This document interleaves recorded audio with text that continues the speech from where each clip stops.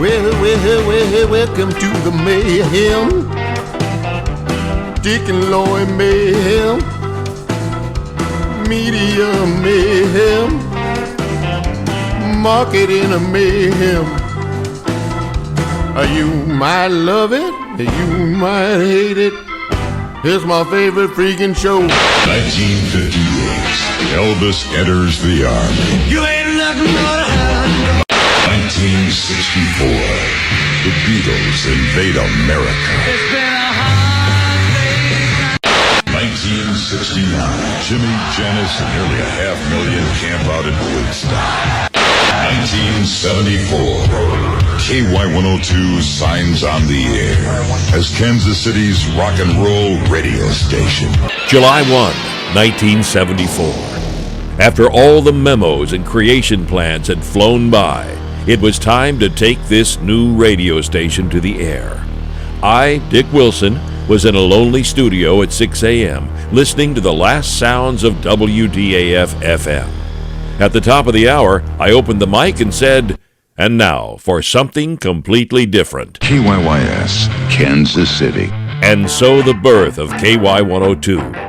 Many on-air generations came in the future, but today, Dick and Loy's Media and Marketing Mayhem present the air staff from the first day on the air, July 1, 1974. And it's lunchtime at Jasper's Italian Restaurant. Hey, Loy, we're out here at Jasper's, and this is a very special day, you know, of course. Dick, this is cool. I mean, this is all 5 of the original KY102 guys. You're hearing the stories, and many of them we've recorded for law purposes, but other than that, that's what the deal is.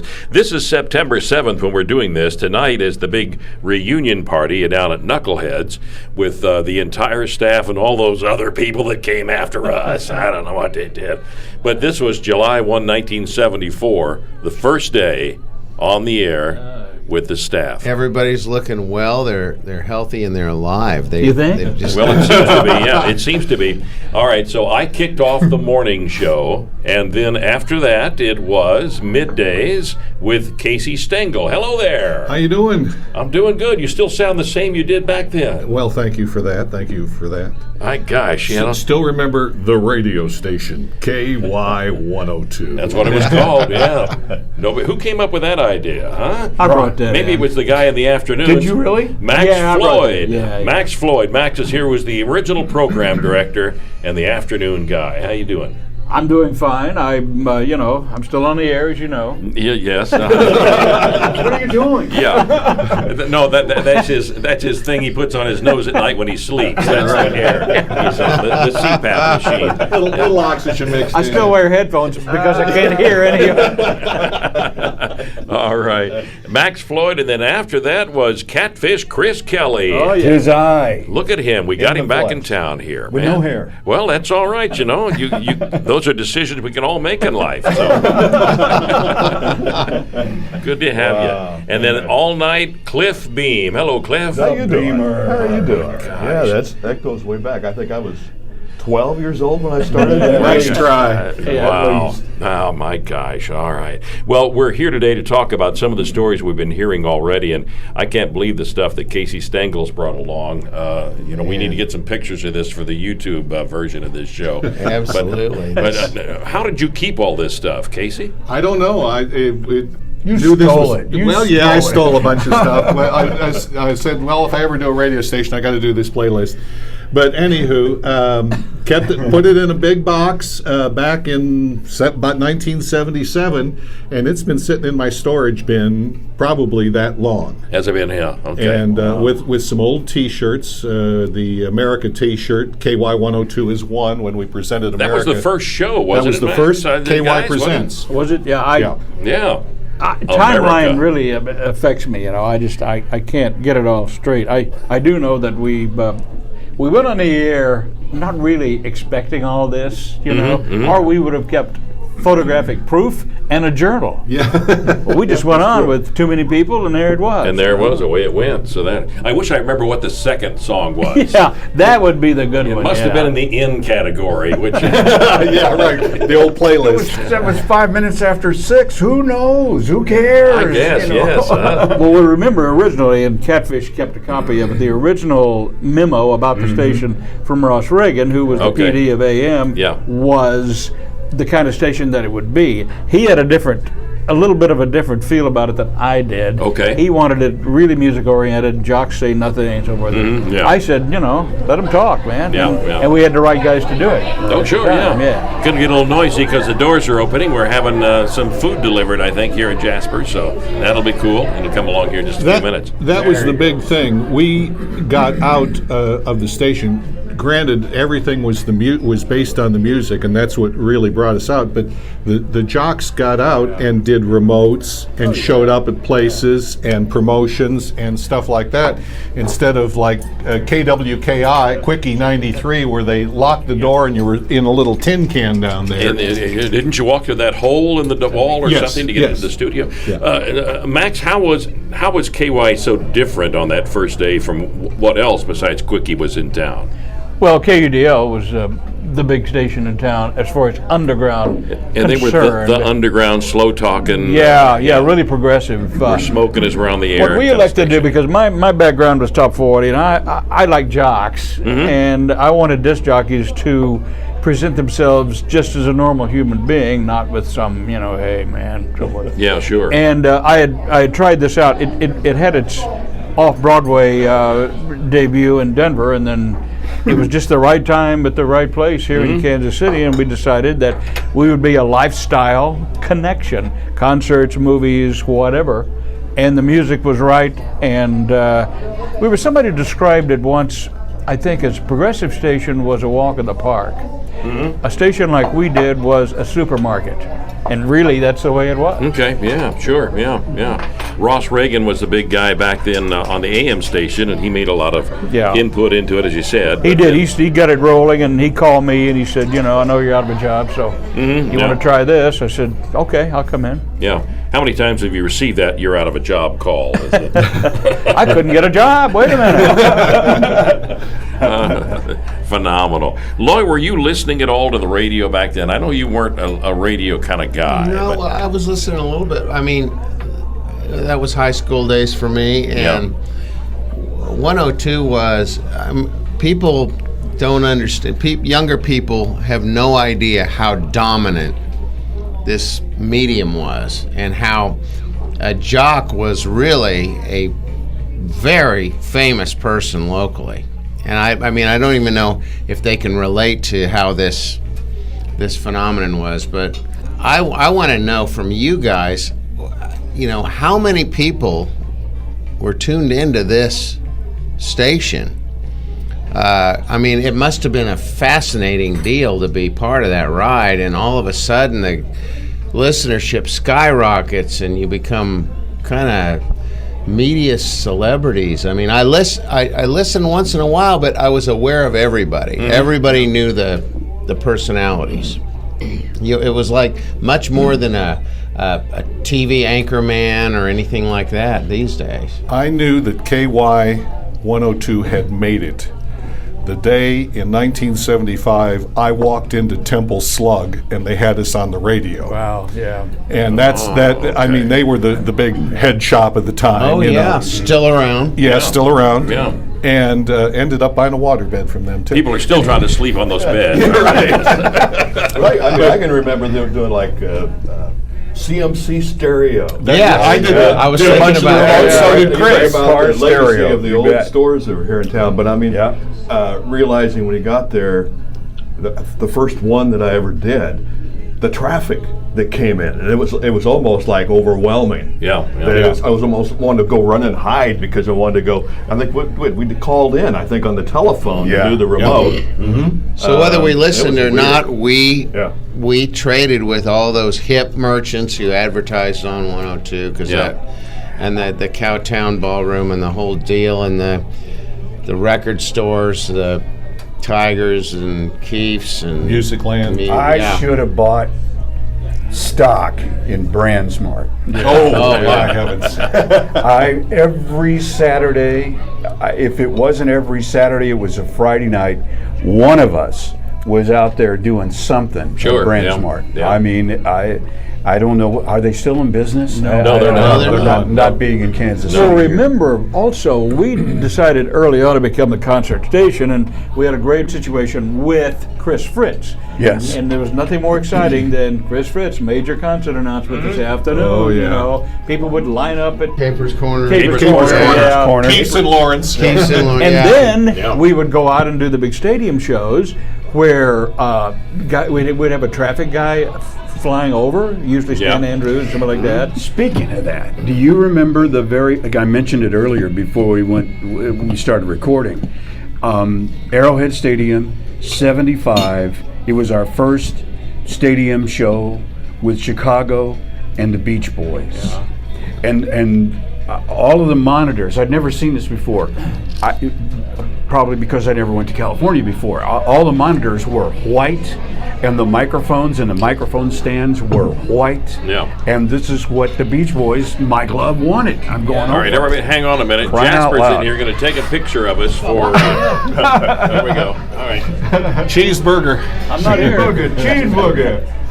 If you send any of those to my ex-wife, you didn't see me here. There you go. Well, I want to get your comments, Jasper, on your memories of KY102. 102 in the morning, Rockers High School, 1976. That's my memory. Freshman year, going to school, we'd have it on in the morning with you all. And then I remember not a reunion, but a luncheon at the restaurant on 75th Street. Yeah. In the gold room, the private room, the Medici room. Okay, because And they were giving some away. I'm trying to think if there was some hot rod lady in town. Her and her husband were in town. They were well known around Kansas City, around the country. it wasn't Marilyn Chambers, was it? No. Powder Puff Shirley Muldowney. Wait a second, Shirley Muldowney. That's who it was. Powder Puff Shirley Muldowney. That's it. That's right. I forgot about that. And that's how I remember it coming to lunch. They're still working. The brains are still working. No they kidding. Remember that. Well, thank you all so much for coming in today. We're honored to have you all here, and thank you. it's Well, great to thank see you everyone very much. together. We appreciate It's our being here. pleasure. It's still a good place, the great place to come. Thank you. Jasper. forever. Hey, and those concerts we covered, by the way, there were no cell phones, obviously, and we would take a payphone on each corner of the stadium out there and do our reports Yes, from. I remember that. And then we'd get on stage and announce it. I remember one particular show with Ted Nugent was in. I guess I can say this. And it was Ted's period when all he would say was, "That's Tits, man. That's Tits." And we're broadcasting live. Yeah, okay, there you go. And I send McCabe back to the stage and say, "See if you can grab some live stuff. We can't put that on the air." Oh, wow. Wow. Let's talk about that first day memories. All right, I'll jump in here because I played the first song, and people always ask, why did you play that Too Many People song? Well, I've made stories up since then. Actually, I just like the song, but if you listen to the lyrics, it kind of talks about the KY experience. Too many people going underground. That's a part of the lyrics. He's thought about this. That was KUDL. Okay. And then it went away in, what, 1997? Yeah, I think something What like it that. was? I think it was, yeah. So, you had your first mistake, you took your lucky break and broke it in two. That was the story of KY ending. Well, you know, KUDL. The story on Here's Paul McCartney, everybody. the story on KUDL is Bob Garrett was working there at the time, and he tells the story that when we came on the air, they had given away those little FM converters, you know, and they were out in a pasture somewhere, and he said people would come by and throw their converters at the KUDL at the building. So he knew at that time he had to come over and work for us. All right, but basically that's all I remember from the first day. So let's go to Casey Stangel. Your first day memories. Anything still rattling around in there? Very little. It's kind of like I was talking earlier about Joe. Do you remember the last time we were on this stage? No, I don't. Talking about Woodstock, but all I remember was similar to Max. I got into Kansas City out of Indianapolis in late June of '74. They put us up at the old Phillips house. I was lucky enough to get a room with air conditioning there at that time. And originally I was hired to sell, be a salesman.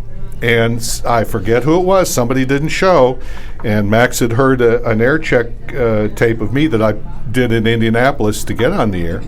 I remember walking down the hall, and Max pointed at me and said, the day before, this was the day before we were due to sign on, you're going on middays. And I don't remember what the first record was that I played. I do remember the last record I played.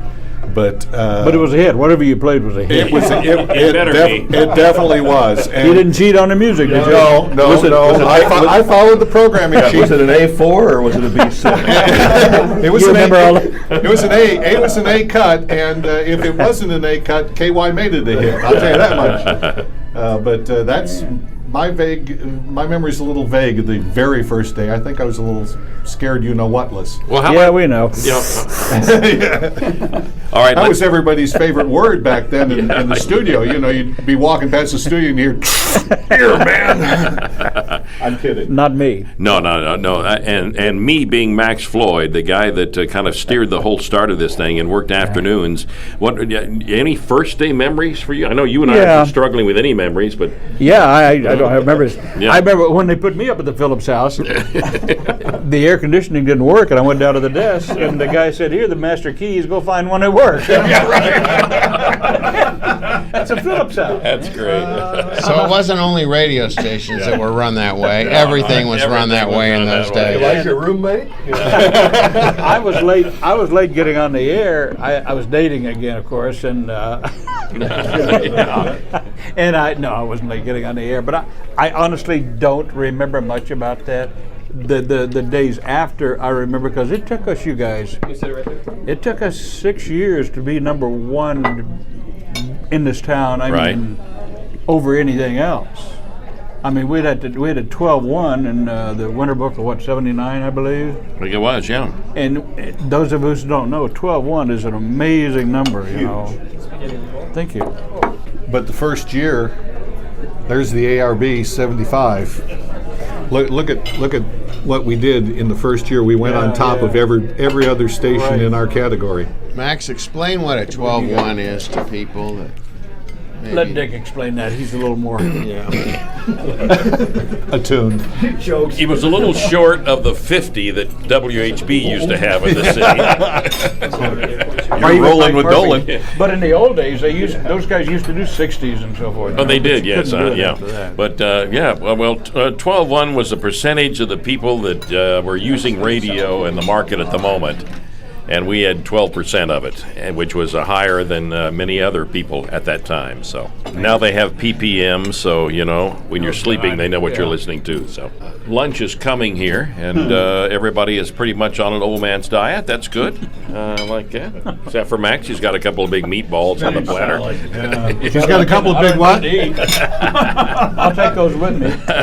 All right, let's move to nighttime now, because Katfish Kris Kelly was the guy that came in after everybody left the station and was on the air. What's your thoughts? Any thoughts about that first day? The first day, the phones never stopped ringing.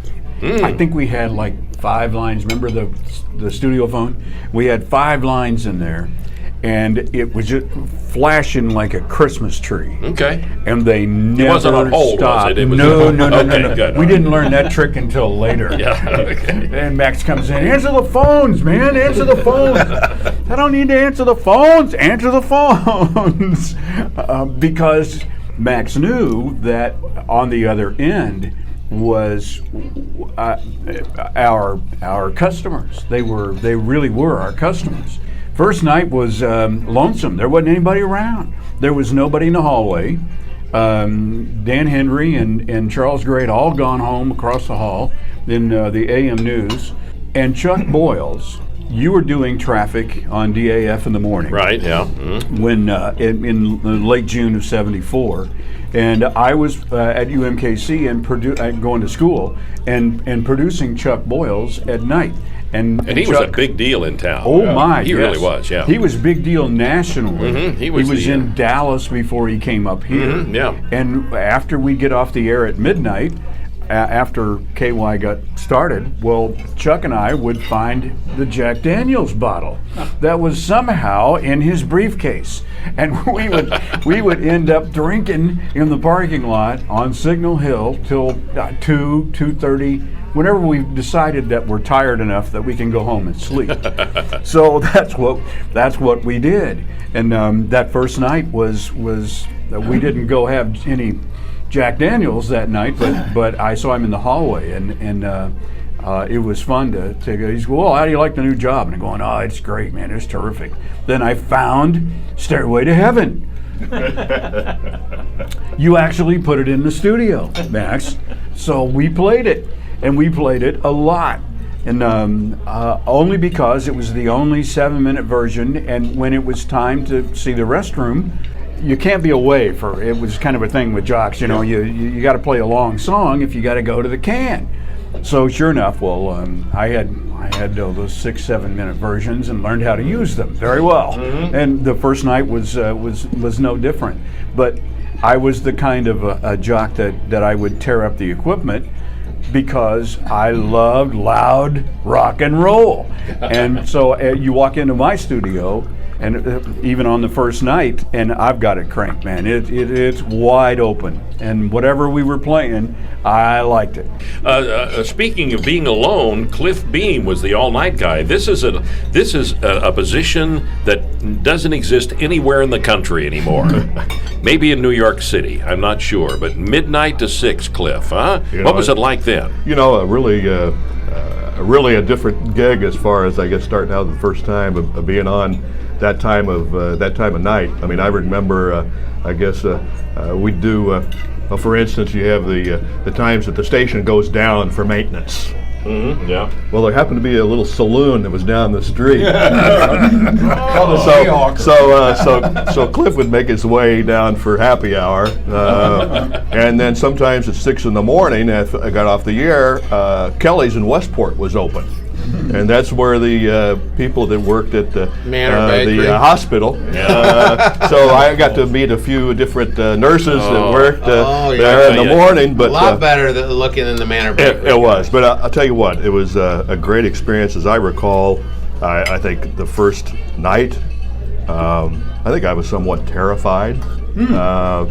Just really didn't know what to expect. Is it because you knew that mega talent coming on at 6 a.m. following you? Well, you know what? I never did see him. I put on an album about 5:50. Sympathy for the Devil. The 5 a.m. album replay. I have done all nights before. You're terrified because you're afraid he's not going to get there in time. Oh, yeah. Morning men are famous for that. What was really weird about it, though, was that, literally going in and wondered, is there anybody that's really listening at this time of night? Okay, yeah. Well, I'll tell you what, the first night, just like what Chris is talking about, the phones were just constant. Every line was full.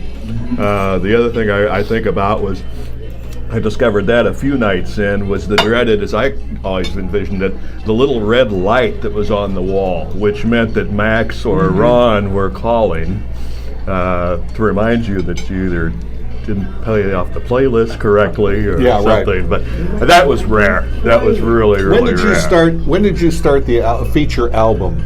Because I remember that the midnight album hour. Yeah, we did a midnight album hour, so that killed a good hour for me. I'd go visit the roof. I mean, that was so unbelievably hot when you did it, because people would call middays. Right. What's the feature album tonight? What's the feature album tonight? Well, of course, now you can stream anything, but back then that was the big deal. Oh yeah, and then I'd get people, of course, that didn't want me to not. Don't say anything because I'm trying to record this. Yeah, but, and if I remember correctly, Max, correct me if I'm wrong, the reason we did that was not because we wanted to play the album. It's just promoting it through the day made it sound hip. Yeah. So it was quite a deal. It was one of those shows. I remember that, I don't know whether you'd gone to Chicago or what, but you were the PD for a while. Were you not? I was after Max left. Yeah. Yeah. When did you leave, When did you Max? go to Chicago? 80. Yeah, it was been 1980, 81 or so, something like I that. remember seeing you in a starched white dress shirt and a tie. I kept it in the office. Who in the hell is that? Well, you know, they. And it was Dick. Let's talk a little bit about some of those other memories in general you have. Max, you brought up a story that all of us kind of remember. I think it was Halloween night. We were out visiting people or trick-or-treating or something, and we had the hippo suit. Yeah, I guess we were all over the place. We probably had people invite us. And we were on this kind Stop by their parties, yeah. I don't remember, we were on a cliff of some kind, and we're leading Ron Voss around, who's got the hippo suit on, because he's the biggest one of us, and so Without his glasses. He put the suit on. And for some reason, he tripped and his foot fell down the cliff, and we're all chasing it down to the water. I don't remember. Why do we remember that? I don't know. It was the funniest thing. I just laughed. That's kind of like the time I've told the story before. At the beginning of the station, we did a bunch of series of promotions called The Great Race. And you would drive your car into Channel 4 there through the parking lot, pay $10, and you'd have a timed race to get to certain points, and then you'd maybe win $500. Well, we did the first time. We had some outside people do it, and the clues were good, and you had to have a certain time to get to the checkpoint, etc. And Ron Voss is stuffing money in his pockets. I think he took us out for something to eat afterwards. He's got all his cash. And it worked out well. We did another one, and then we did another one. We said, we'll do it ourselves with the clues and everything else, except we forgot to make it a timed race. So when they came through, we had these Corvettes doing 100 miles an hour trying to get down to, I think it was Johnson County Community College, the first place. And I think one of our salespeople was up on stage trying to make some kind of order out of this whole thing. People were yelling, "We're here, we're first." I pulled up, and I pulled up behind the crowd, and I figured, what the hell? I joined the crowd. Hey! Some of those promotions were just amazing. I mean, Oh, my gosh. There was nothing we wouldn't do. You know, I remember going out, and this may have been a little bit later, but you and I and some other people taking some McCartney tickets out to Lawrence. And we were in this motorhome. Do you remember that? Yeah, It vaguely was a do. Travco Dodge van. Yeah. Was it? Big Travco I vaguely Dodge do, van. yeah. Okay, yeah. Yeah. And we got out there. We were going to give away free tickets to McCartney. That was one of the ad agencies supplied us with that van. And people were rocking that thing in the parking lot. We ended up throwing the tickets out the window and driving home. Driving away as quick as It was possible. too scary. Good golly, wow. Any other stories anybody remember? There was a concert once, and I don't remember the year. When was Shaka Khan, Steve Miller Band, the Eagles, and the Rolling Stones show? I think That was in your dreams. I think that was summer of '75. I think. Oh, I think so. Because I walked in to the press box upstairs at Arrowhead Stadium, and we'd all been backstage, so we went upstairs for the air conditioning because it was the summertime and it's Kansas City and the humidity. So we walk in, and there sits Mick Jagger, Joe Walsh, Glenn Fry, Don Henley, and I sit down, and all of a sudden here comes the Jack Daniels. Jack Daniels, we should have bought stock in Jack Daniels a long time ago, Max. Yeah. We'd be very, very rich now. It comes flying by, and all of a sudden, boom, the door opens and bangs up against the wall in the press box, and in walks a very stoned Shaka Khan. Oh, really? She's so loaded, yeah. she can't stand up. Mick Jagger is rolling on the floor, laughing at her. And I'm going, how in the world did we get here? It just blew me away. Joe looked at me, and he's sitting right next to me like you're sitting here, Casey, and he goes, she's pretty ripped, isn't she? And laughs. He just laughs, and I went, "Yeah, Joe, I think she's gone. She's really gone." Wow. So I remember that one distinctly because, obviously, of who the people were in that press box, and they were sitting there. And Steve Miller was not there because he was on stage at the time. Okay, somebody had to work. Yeah, somebody was working. The record guys. You remember the record reps? Bill Rush. He was Still with around. Columbia. Still around. Yeah. Because they would come and see Max all the time, and they'd come up with promo albums and run into the studio and go, "Hey, Chris, how you doing? La la la la. Here's the latest from blah blah blah blah blah." And so we would get our copies, go home and listen, and maybe we'd cheat, on the music. And there was a guy with Warner Brothers. And the only reason I say this is because it's associated with Linda Ronstadt and one of Linda's visits here. Chuck, do you remember Chuck's last name with Warner Brothers? Chuck Lackner. Chuck Lackner. That Oh, was it. yes. He's still around. See, you did well on that one, man. Yeah. Chuck Lackner. Is he still around? I see him. Yeah, I think you'll see him on Facebook every once in a Boy, while. crying out loud. Well, at that time, Linda was on Asylum. Asylum, which was part of Warner Brothers. So Chuck had the duty when Linda Ronstadt came to town. I don't remember the year, but it was 75-ish, something 76 maybe. And so she comes to town. For some reason, we ended up in the limousine going to Nicky Larson's house down on the plaza. Okay. You remember Nicolette Nicky Larson, yeah. Nicolette Larson. A lot of love. And she sang backup and sang with Linda on lots of her recordings. And so she wanted to go see Nicky. I didn't know where Nicky lived, and neither did the limousine driver. And Linda sort of knew, but we weren't in the right neighborhood, so she's totally lost. And so I ended up, it cost me my marriage. What? One night.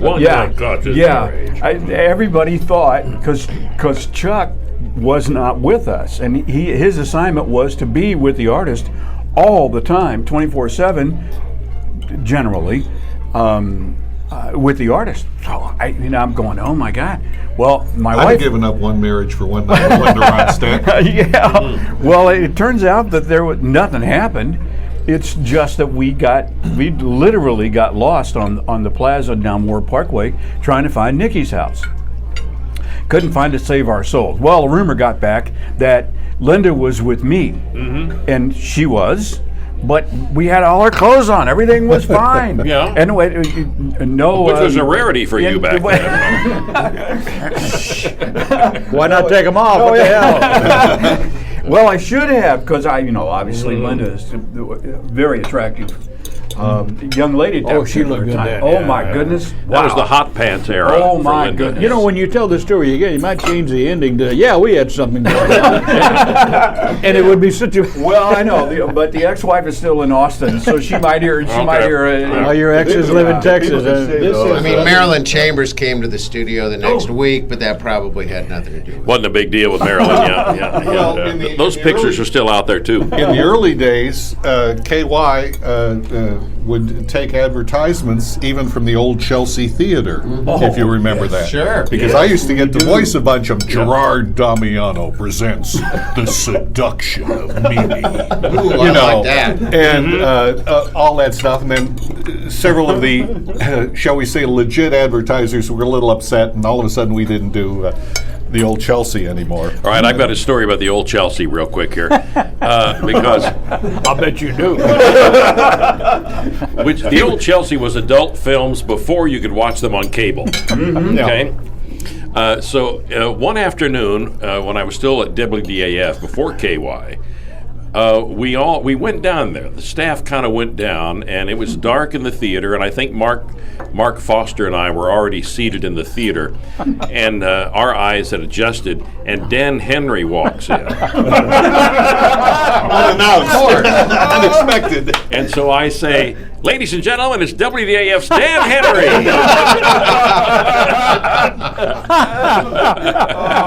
Oh my gosh, the stories that we have. Wow, good golly. But you could go there if you had enough people with you. It was okay. Yeah. So When you get went caught there alone, it was bad. like Pee Wee, Yeah. then it was alone. There was a problem. Yeah, sure. Well, talking about stories along that line, and Max is about to kick me under the table.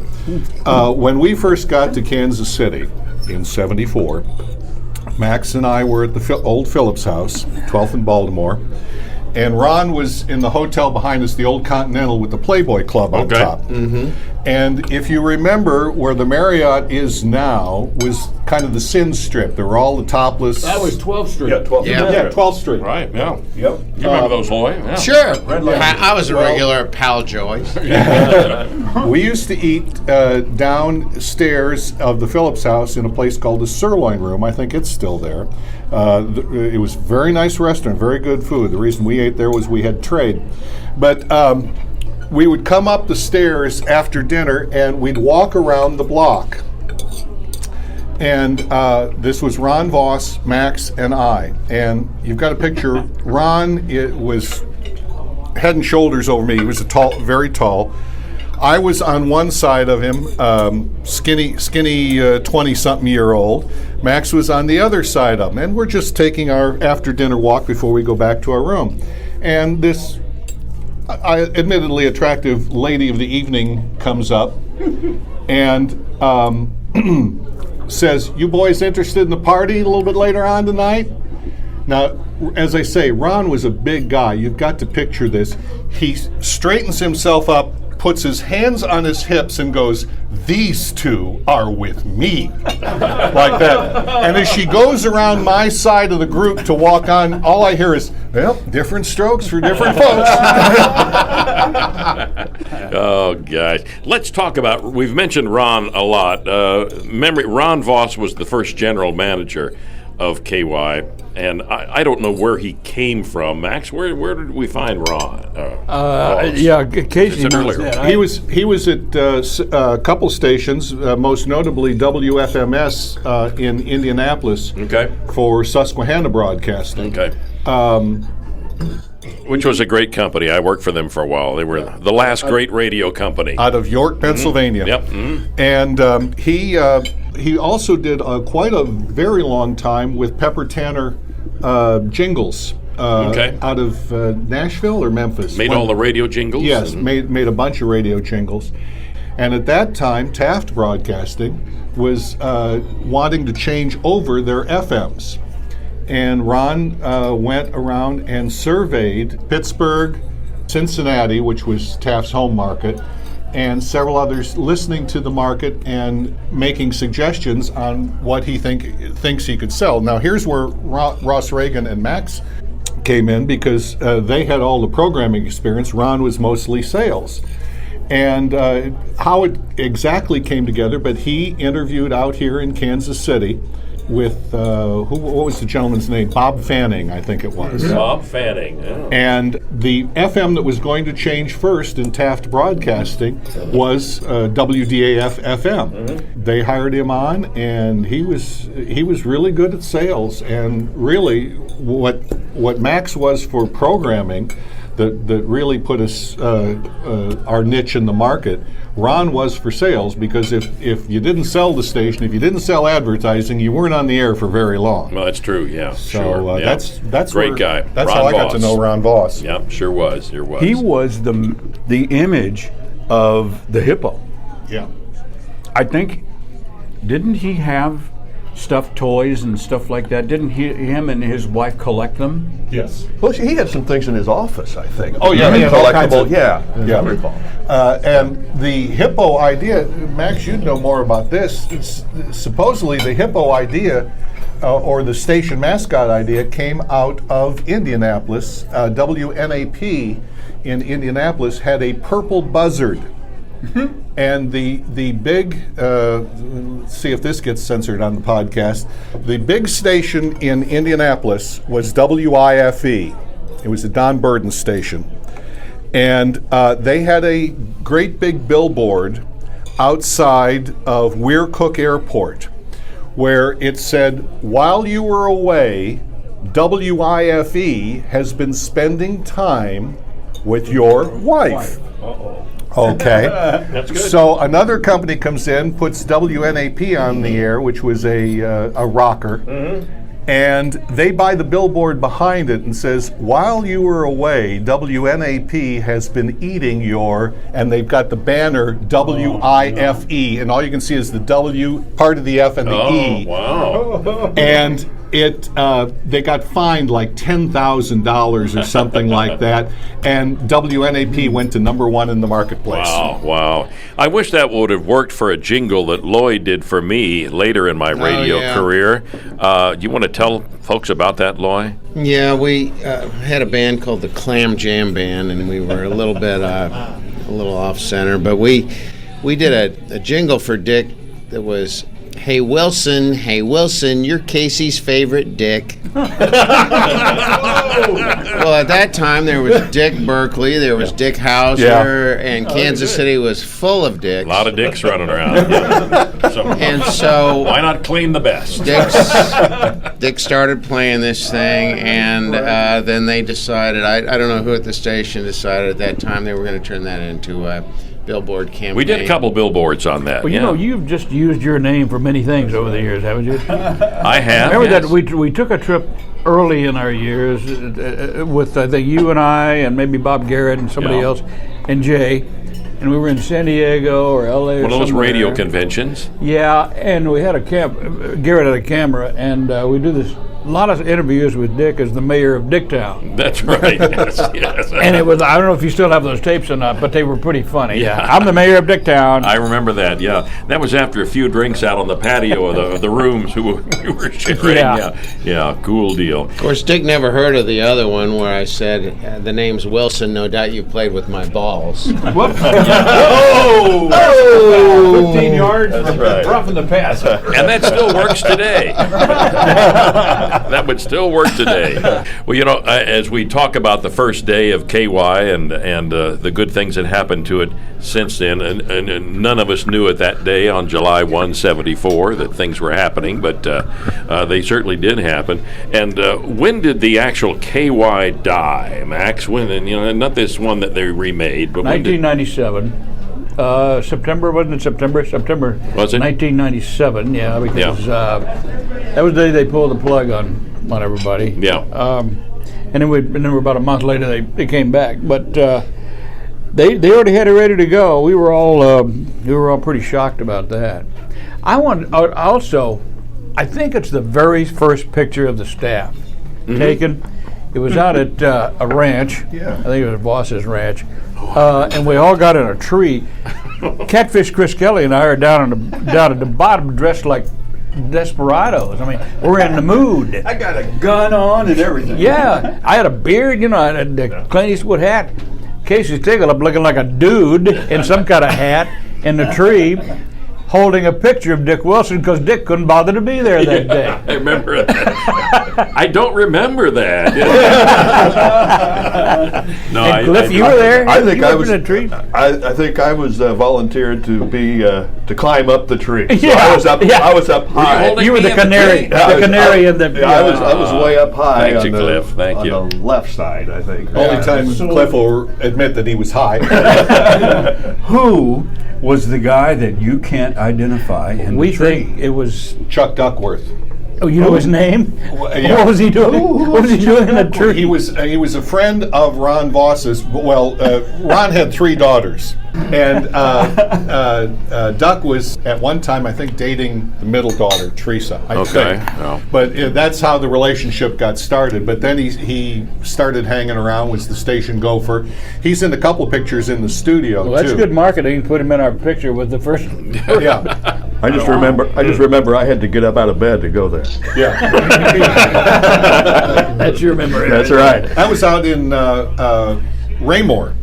Out in Raymore, Missouri. Yeah. I remember that. I do remember that. Yeah, I think I was there. No, I wasn't there. No, your picture was in the tree. I mean, Okay. you can look it up. It's on the KY102 thing. Maybe I just remember the picture. I Yeah. brought a couple of Spanish-looking guitars. Yeah. All right, let's jump forward a few years here. When Max and I were working together in the early 80s, I still remember in a van out in Nolan Road, changing clothes into military attire so we could go into a restaurant that was empty out there. I think it Pickleman's. Pickleman's, yeah. I think that's what it was. Yeah. And Frankie was a part of the morning show at that point. Yeah. And we were changing clothes and going in there, and we had our pictures taken, and we had goats in there. There was a goat in we there. We had a David Bowie lookalike. David Bowie lookalike. There was a big bar there. We were the A-team, remember? Does that picture still exist somewhere? Yeah, I still have it. Yeah, Do you? yeah, Okay. yeah. Oh, it's a great picture. Yeah. I'm sitting at a table with an automatic weapon. You were sitting at, you got your military clothes on, I think, Right. with Frankie at the Yeah. bar. We had a goat there, David Bowie lookalike. So yes, yeah. Wonder how many total on-air personalities there were at KY over the course of the Well, I time. don't know. Randy Rayleigh's put some T-shirt together, and Okay. it has all the Everybody's names on the supposedly back. on there. Yeah. I mean, I guess. I'm sure he left some off, but it fills up the whole back of the T-shirt. Got to be 100 plus. Staff and everybody. After Yeah. all that. But I mean, in listening to the stories, it's kind of interesting, though, in a lot of ways. At least some of us, we weren't there all that long. It seemed Right. longer Yeah. than it. But that's the nature of our business. Yeah. You know. Yeah, Well, park, but you- park the Winnebago out back and leave the motor running. But you're part of that history, yeah. that first, The that's first what's amazing. generation. It's amazing to me. Yes. Yeah. Well, you think about a station that literally goes on air. I mean, Yeah. you don't do that. We collectively went on to destroy KUDL. Yeah. Just It didn't take long to do that. obliterate them by 77 through 79. And that's when the ad agencies caught up with what was really going on. And those numbers are important that you have there, Casey, because man, oh man. But we took on all comers, and we did pretty well against everybody. We So- did. WDF AM was still the big monster back then. Yeah. David was still on in the morning, I think, wasn't he? The Golden Beacon, Yeah. David Lawrence. Well, when we Skinny Bobby Harper. Yeah, that's Skinny right. Bobby Yes. KMBZ What was a guy. KMBZ was the number one that's true, station, and we beat them. I think Mike Murphy was. That on was at the Murphy, time. and Pat Murphy was on in the afternoon. Kurt His Murray. brother. Murs. We had Mother a good strong Murs. signal, too. was there. Huh? We had a pretty darn That strong signal was the too. best in town. It was a great It signal. was- Up on that Channel 4 tower. Yeah. Think about how ephemeral that is. You guys everybody in the city knew what was going on your station, and it's gone. Yeah. There are very few printed pieces left. That you had some of them. It was really cool to see that history, and now everything, every idiotic little podcast like Dick and Loy's Media and Marketing Mayhem Thank you. is Brought to you by Is indelible. Our sponsor here. I always wanted, and don't forget corn pads. I don't know who would do it. KCBQ in San Diego, their building doesn't exist anymore. Big time station. They had a big ceremony where all the people came in, and they put a little monument there where the building was. Oh, yeah. I always wanted to do that if Channel 4 would allow it. To put a little monument there. On the corner at 31st and the Southwest beginning of Traffic Way. KY102, but somebody would have to spearhead it, and Sure. I'm not the one. Yeah, that's right. Now you better hurry while Channel 4 is still there. That's all I can say. I have a feeling it'd be more like a headstone. Oh, that's a good idea. And as we Here all lies KY102. and if I remember, as it always was, Max and I didn't want to do anything. Let Jay do it. That's He'll do it. right. Or in my case, Katana, can you take this on? Well, Jay passed away in 2016, and we had a great moment before that. That was a couple of months after Jay and I were put into the Kansas Music Hall of Fame. Congratulations The on first jocks that, to go Jay. into that. That's Yeah, great. cool deal. And so Jay came to town. We had a great dinner together and things like that. And 2 months later, he was gone. So, and he's buried out in Independence. So I can't get rid of him at all.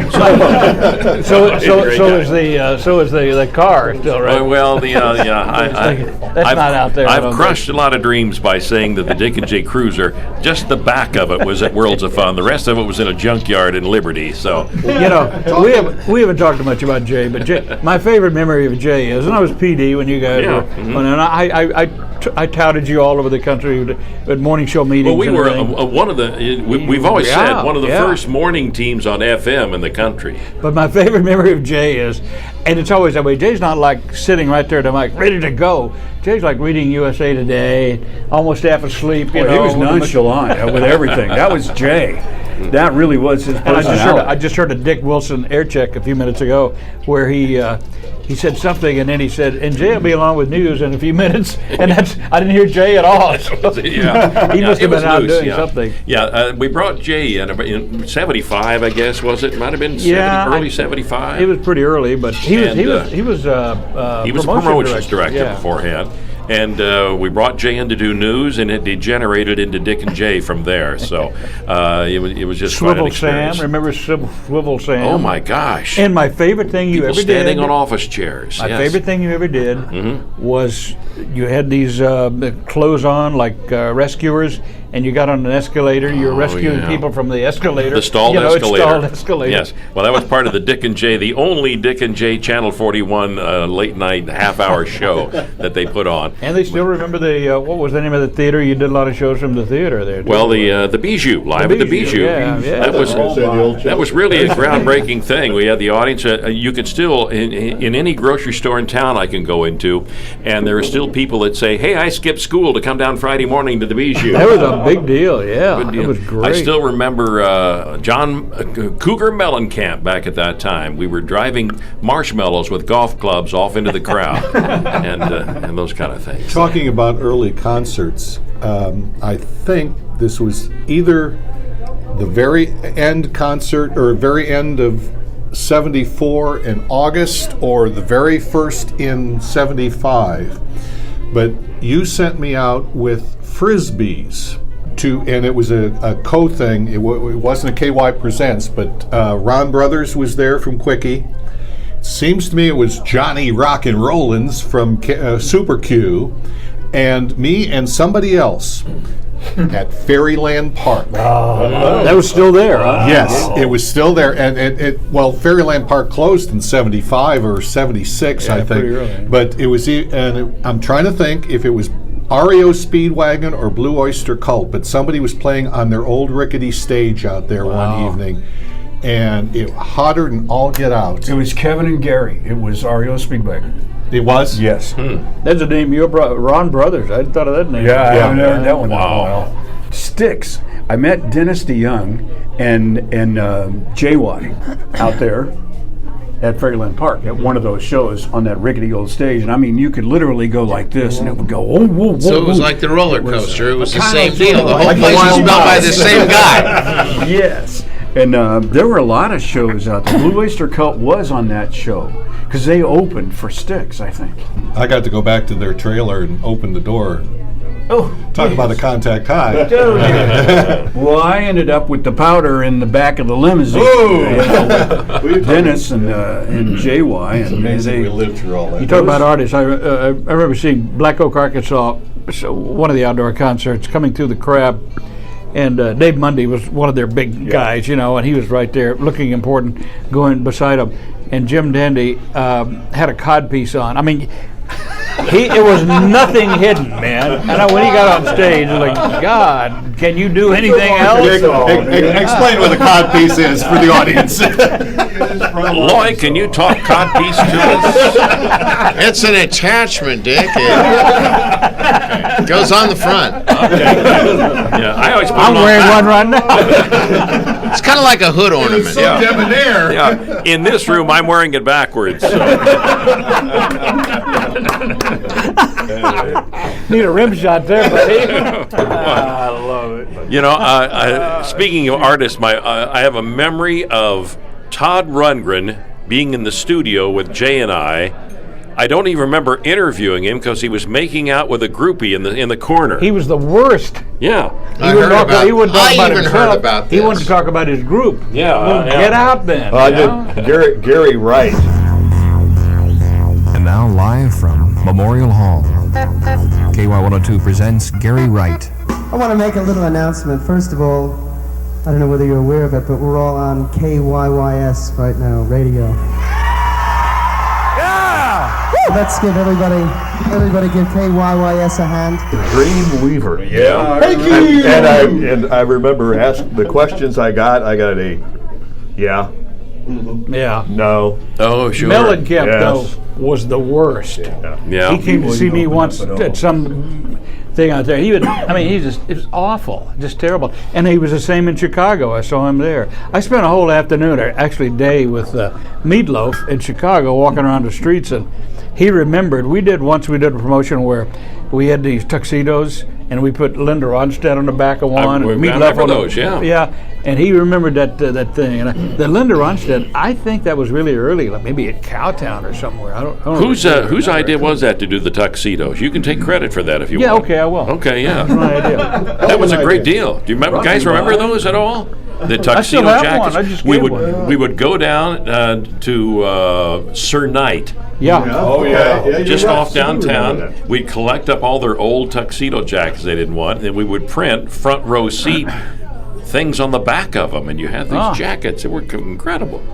Yeah, I gave one just recently to the archives. I was just thinking about, you were talking about the concerts and so forth. As you recall, our first, or our studio, the one that we worked in initially, wasn't very conducive for interviews, or there wasn't a lot of space, to put it that way. And I had, I think I was doing 7 to Midnights then, and Fleetwood Mac was just hotter than hot, coming in. And there was literally no room in the studio. Wow. So I was fortunate, and Stevie Nicks sat on my lap. She was thin then. Backwards. Yes. Yeah, I wish I did. But, Can we put that on hold and let me visualize that for a while? Yeah, Stevie Nicks on lap. Okay. She was so darn cute then, and had be this back in a moment. mellow voice. And Isn't that something? yeah. Put on Sweet Judy Blue Eyes. I got to go to the bathroom. But a lot of fun. You could have said, because of the size of our studio, well, those of you who are least important for the group, stay out in the hall. This studio, once you got it turned back around, So the big one that we had, and this one faced the door, and I don't know, I think you were gone by that time. I was gone a long time ago. Well, he left right after Stevie Nicks. That's right. There wasn't room enough to even put the ashtray. I know. Because we, in those years, I was a smoker, and I think there were several. You never smoked Did, cigarettes. but I could inhale your guys' stuff. Yeah, I don't know how you would have said I'm teaching him right now to smoke cigars. It's not easy. Lloyd's trying to help me keep it a cigar lit. There wasn't. You couldn't put. We used note cards at that time, because Lee had come in February of '75, the if liners. I remember, the Yes. liner cards, and we had to interpret the liner cards, and you would pen them, and or Jay might, and they'd show up, and we'd have to interpret the card. Rather than read the card, talk about the card. And there wasn't even any room to put those cards anywhere. And I ended up just laying them on the board. Yeah. And that to me, and I have pictures of that board and how good it was, but it was totally inconvenient because you couldn't even write on anything. Well, we had room for a 2-foot tall Christmas tree.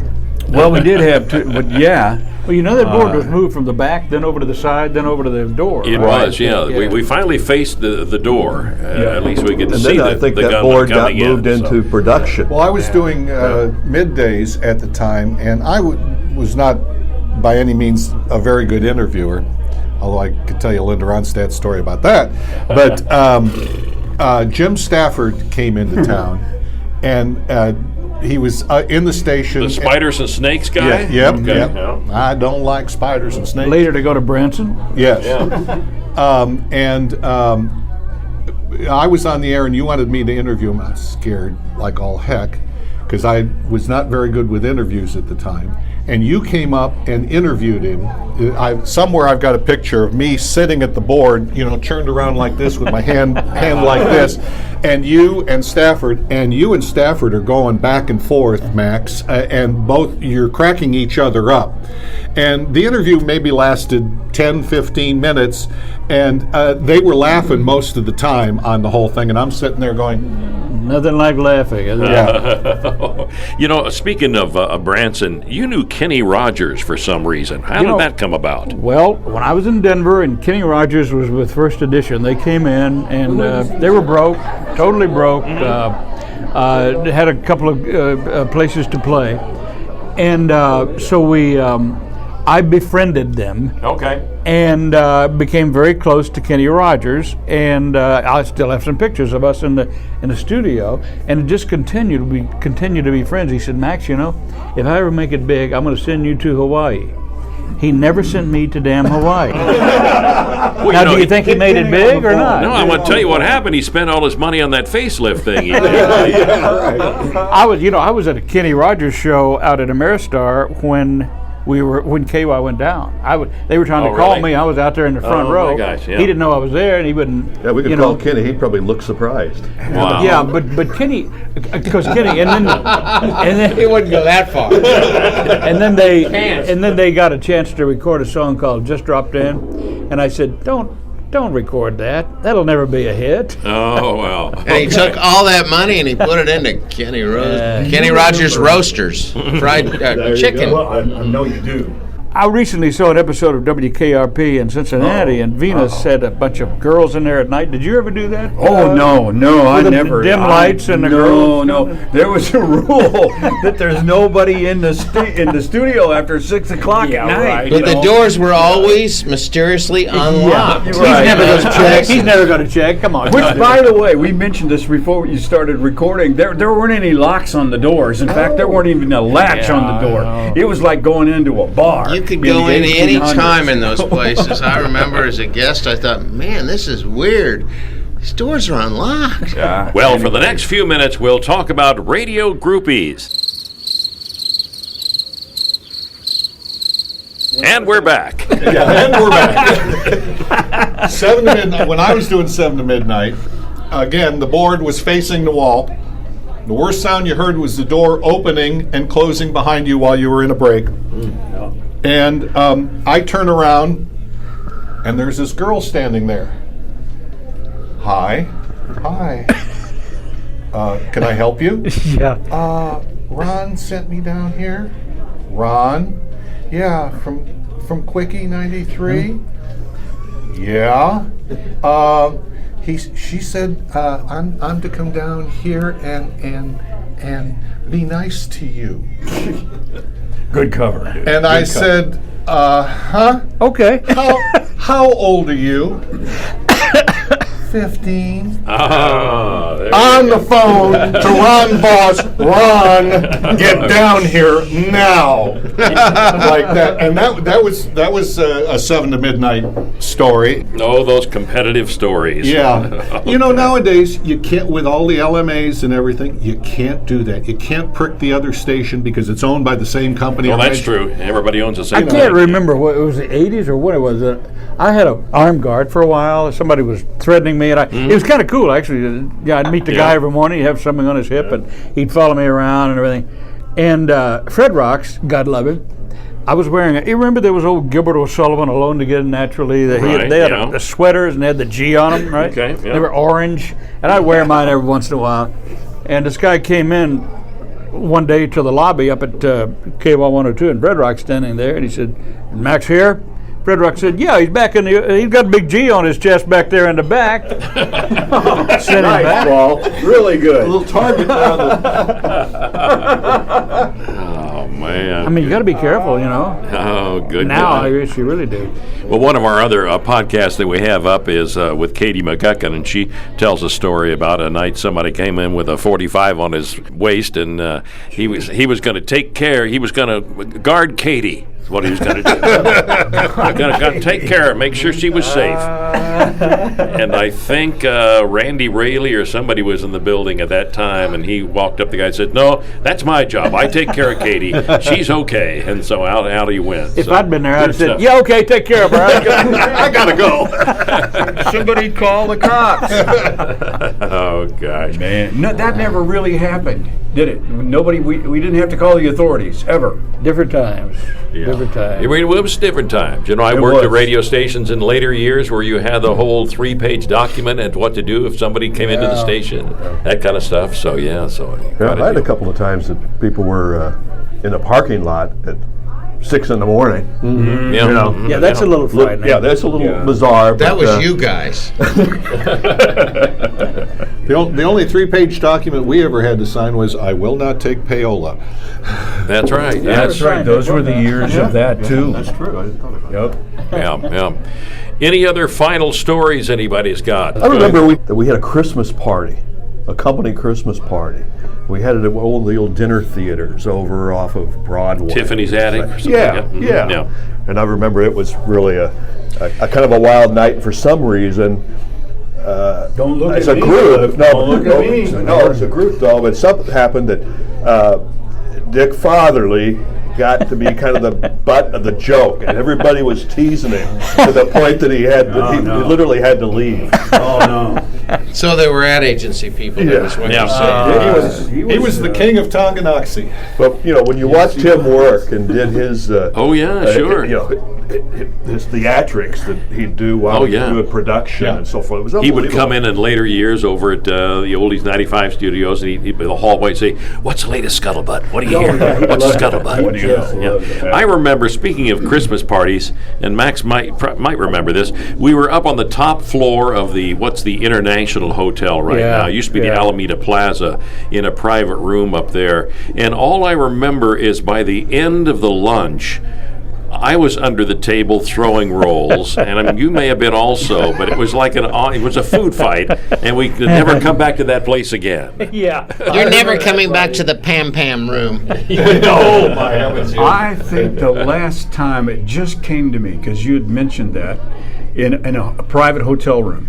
The last time that I saw you, Dick, was... Oh, I know what you're going to say. Yeah, this was New Year's Eve. Yep. 2000. It was Y2K at the Hyatt Regency, and it was about 5 in the morning, and we had one little bit of scotch left in the bottle, and we were sitting in there with Julianne, and Do you remember the Chiefs player that was there with us? I do, and I can't think of his name. He went to Alabama. He was a linebacker, wore number 58. What is his name? He was the guy that died on the road up there on the freeway. Derek Thomas. Derek Thomas. Derek Thomas. Derek yeah. Thomas. And Yeah. I have pictures of us sitting in front of this big screen TV at 5 o'clock in the morning on New Year's Day, because we've not filtered back to our rooms yet. Sure. And I think that was the last time that I shook your hand. I think that might have been, yeah, quite a deal. The people we've met, the things we've done. Let's talk about Jay Cooper for a minute, because he's not here. Anyway. Yeah. We can get away with it. We used to go to St. Louis every once in a while making sales calls. Bob Garrett, myself, Yeah. Jay went. I don't know if you ever went, but we did. We went over to have a hotel, and we'd call on people and so forth, and we'd get pretty screwed up at certain times. And I'm in my hotel room after one night, and I get a call, and it's Jay Cooper, and he says, "Max, I don't know where I am." And he's in some house outskirts of St. Louis. And I said, "Well, look around. What do you see out there?" He didn't know where he was. I don't know who he was with. I can't divulge that. I don't know either. Yeah. Called him up. Can you come down and pick me up? I'm at the corner of walk and don't walk. Oh man. Well, here, just thinking back just for a moment, thinking about all you guys that came in from out of town and stayed downtown in the hotels and that kind of stuff. I always lived out in Independence and lived in my own house. I wonder if I can still get the cash equivalent of your lodging. Yeah, right.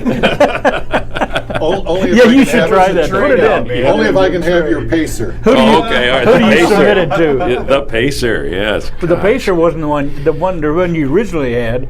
You had to get underneath to shift gears, didn't you? Well, I had a Camaro that you had to get out and turn the wipers on under the hood. I do. Yes, Yeah. I do. What's Dick doing? Yeah. He's trying to start this car. Cars have always been a thing. I'm still driving my the 2003 Beetle with 200,000 miles on it that my daughter took to college. You even have this. Oh gosh. All right. Well, before we totally wind down, to all of us, Oh, yeah. Of course. Yes. Cheers. Here, here, here, here. and may I say, for friends may come and friends may go, And friends may peter out, you know. But I'll be your friend through thick or thin. Peter out or Peter in. I'd like to tell you about a remarkable radio station. Hello?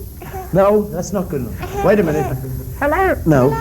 Hello? No. Hello, this is Paul McCartney on KY102. What a superstation we're listening to.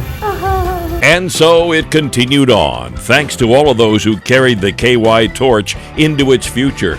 And thanks again to Casey Stangel, Max Floyd, Katfish Kris Kelly, and Cliff Beahm. And on behalf of my co-host, Loy Edge, thanks for listening to our podcast and to the radio for all those years. Loy, sing us out of here.